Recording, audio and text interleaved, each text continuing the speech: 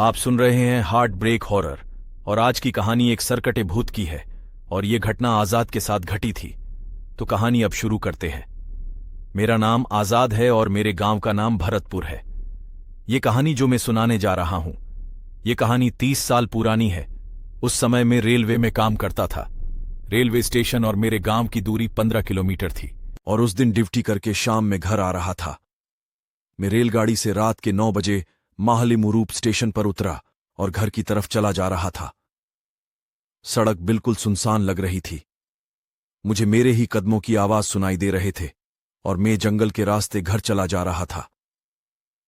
थोड़ी थोड़ी बारिश भी हो रही थी और मैं सुनसान सड़क से होकर चला जा रहा था। लेकिन मुझे क्या मालूम था कि आज मुझे अपने मौत के दर्शन होंगे। कुछ दूर चलने के बाद मुझे ऐसा लगा कि कोई मेरे पीछे पीछे चल रहा है। मैं पीछे मुड़ा और देखा, वहां कोई भी नहीं था। मैंने सोचा ये मेरा वहम होगा और मैं फिर से चलने लगा। कुछ दूर चलने के बाद मुझे ऐसे लगा कि कोई मुझे छुप छुप के देख रहा है, लेकिन मुझे पता नहीं था कि वह एक सरकटा भूत है। वह एक सरकटा भूत था, लेकिन मुझे पता नहीं था कि मेरे साथ क्या होने वाला है। और फिर से पीछे मुड़ा और कहा, कौन है? तो कोई जवाब नहीं आया और मैं फिर से आगे की तरफ चलने लगा। अब मैं नदी के पास पहुंच चुका था और मैं नदी पार करने लगा।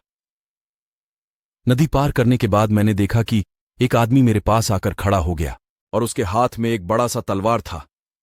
वह मेरे पास आया और आकर खड़ा हो गया। तभी मैंने उसको नीचे से लेकर ऊपर की तरफ देखने लगा और जब मैंने उसकी गर्दन को देखा तो डर से कांपने लगा। उसके गर्दन पर तो सर ही नहीं था और उसका सर उसके हाथ में था और वह सर मुझसे कहने लगा, भाई सुनो, मेरा एक काम कर दो, मुझे मेरा सर नहीं मिल रहा। क्या तुम मुझे मेरा सर खोज के दे सकते हो? तो मैं ये सुन के डर गया। मैंने धीरे से कहा, ठीक है, और मैं उसका सर खोजने की नाटक करने लगा। तभी उसने मुझसे पूछा, मिला क्या? और मैंने कहा, अभी तक नहीं मिला है।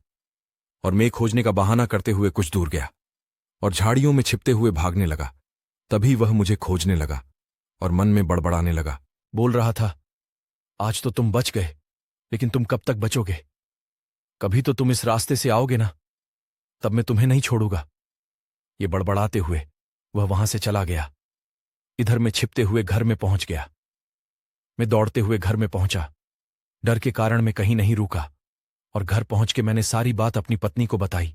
और उसके बाद मैं रात में काम करने कभी नहीं गया। उस दिन जो मेरे साथ हादसा हुआ, उसके बाद मैं और कभी उस रास्ते पर नहीं गया। गांव के लोग हमेशा कहते थे कि रात में उस रास्ते पर एक सरकटा भूत घूमता है, लेकिन मैं कभी विश्वास नहीं करता था।